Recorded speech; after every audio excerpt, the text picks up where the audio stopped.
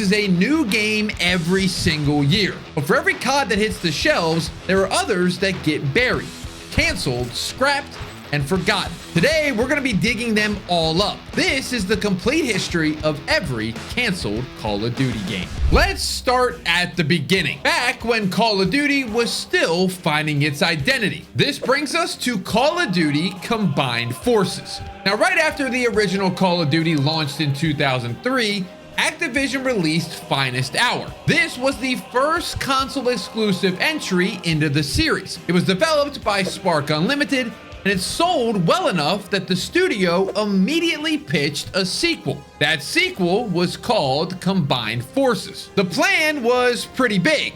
A direct continuation of Finest Hour's storyline, expanding on the World War II setting that had defined the franchise up until this point. Now, Spark Unlimited requested $10.5 million in funding to make it happen. But there was a problem.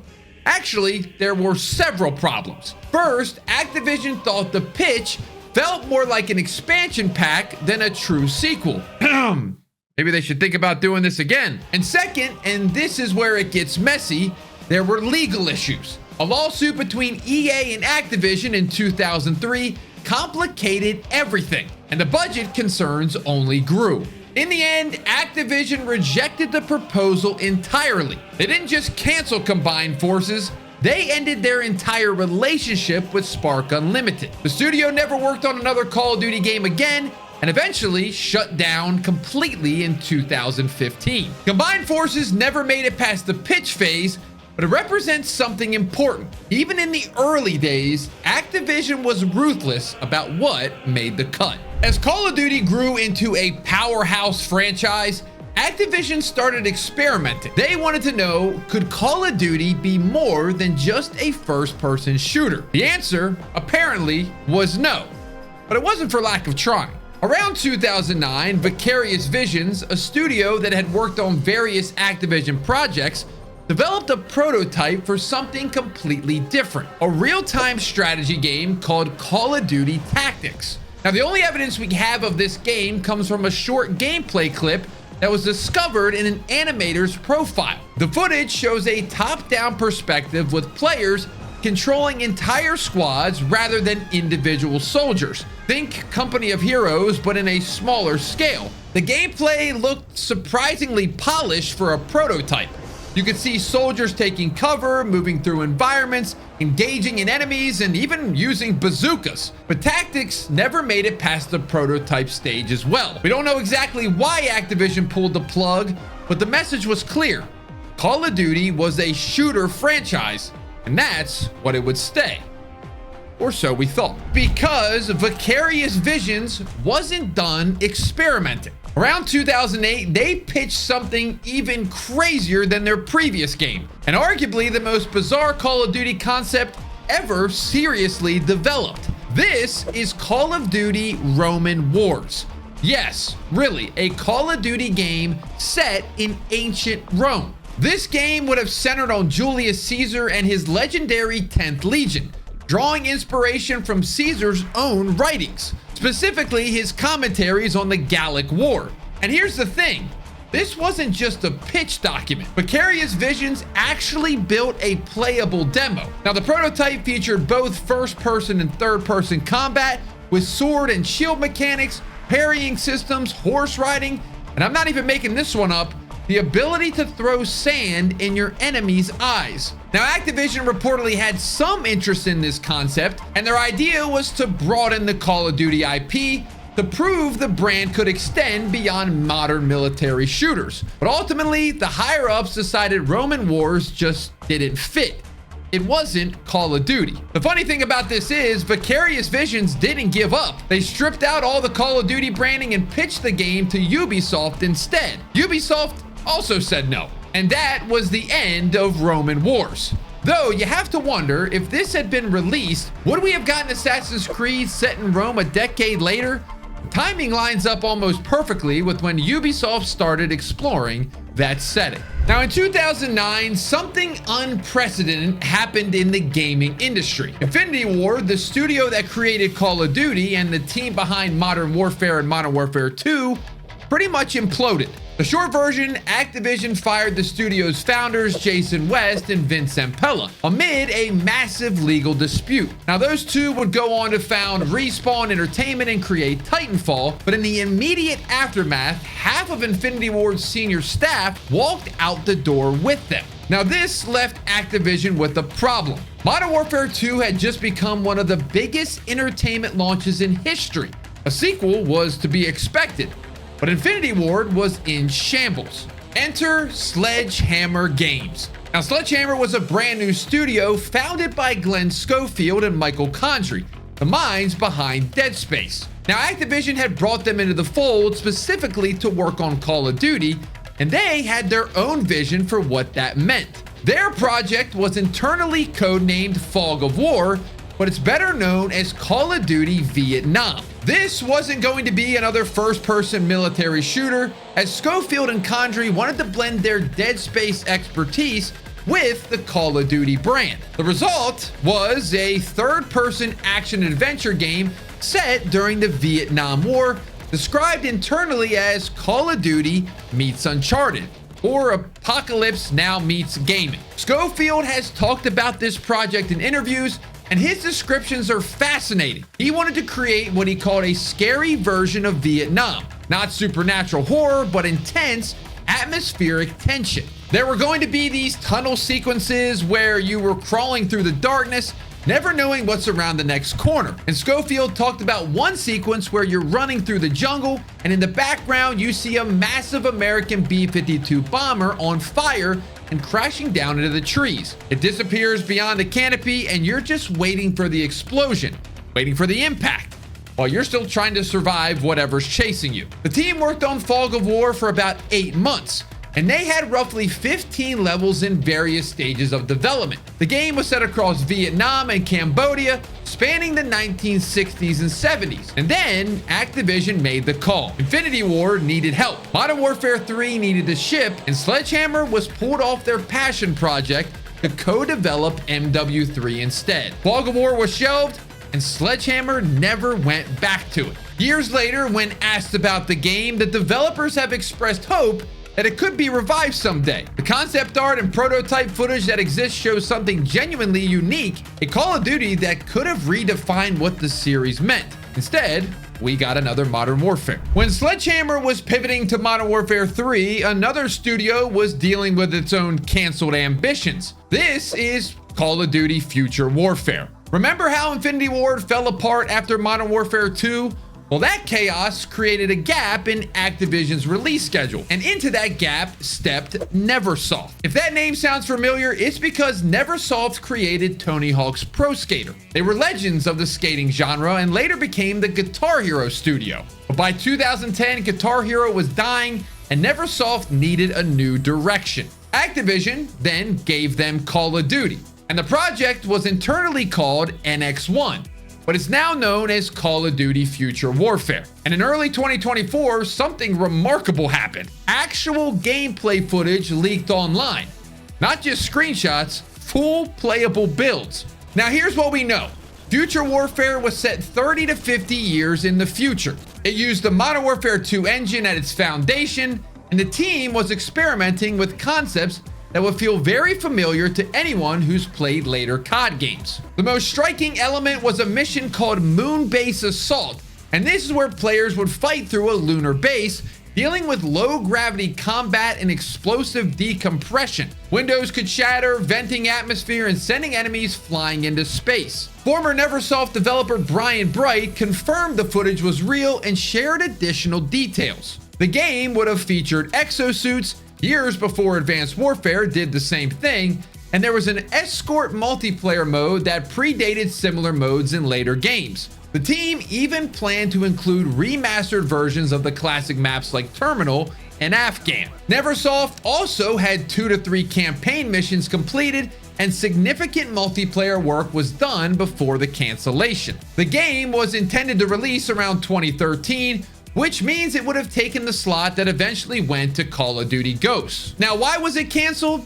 Well, the details are pretty murky, but the most likely explanation is that Neversoft, a studio famous for skating and Guitar Hero, simply couldn't adapt to the Call of Duty engine fast enough. As Brian Bright put it, the studio had no idea how anything worked in the Infinity Ward engine. Eventually, Neversoft merged with Infinity Ward entirely in 2014, and their futuristic Call of Duty never saw the light of day. But I guess you could say the DNA lives on in games like Advanced Warfare and Infinite Warfare. Okay, Zombies fans, this one is for you. Call of Duty Zombies started as an Easter egg in World at War. It was a fun bonus mode that's something the developers threw in because they thought it would be cool. Nobody expected it to become one of the franchise's most beloved features and modes, but it did. By the early 2010s, Activision was wondering, could zombies be its own thing? Enter Project Z. This was a standalone zombies game pitched by Michael Gumlet. He was a lead developer at Raven Software.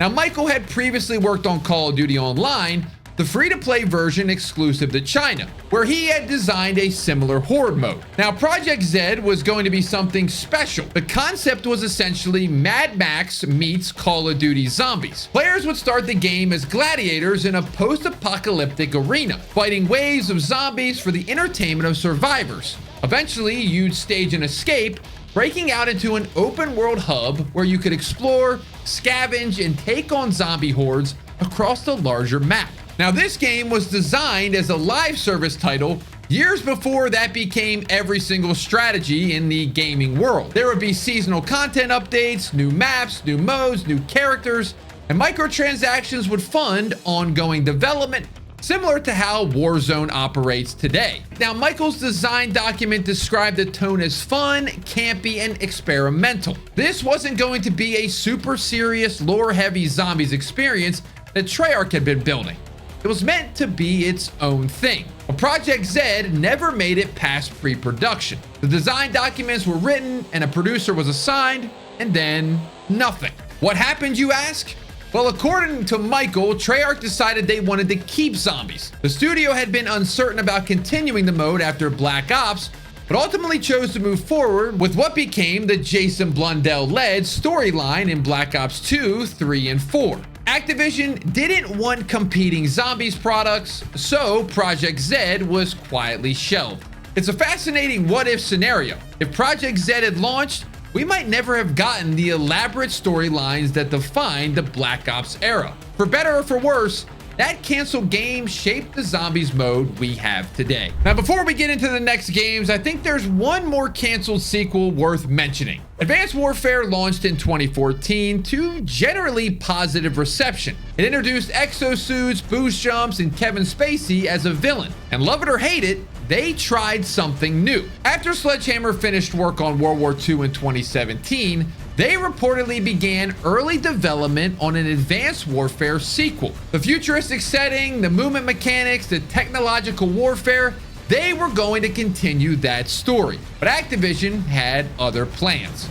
Before Advanced Warfare 2 could get far into production, the project was shelved. Instead, Sledgehammer was assigned to create another World War II shooter, and then shortly after that, Modern Warfare 3. Vanguard was not very well loved, and you can tell that they were inspired by Advanced Warfare with some of the guns and some of the things that were in this game. On top of that, Modern Warfare 3, they only had 16 months to develop this game, with all the reused assets from MW2's multiplayer. Advanced Warfare 2 remains one of the great what-ifs of the recent Call of Duty history. The game was liked back then by lots of people, but at the same time, there is people that didn't like the jetpack era. So with the current state of COD, I'm not sure this one would have worked. Let's talk about remasters, because this is where things get complicated. In 2016, Activision released Call of Duty Modern Warfare Remastered alongside Infinite Warfare. It was a full package, campaign and multiplayer, updated graphics, the whole thing. When Modern Warfare 2 campaign remastered in 2020,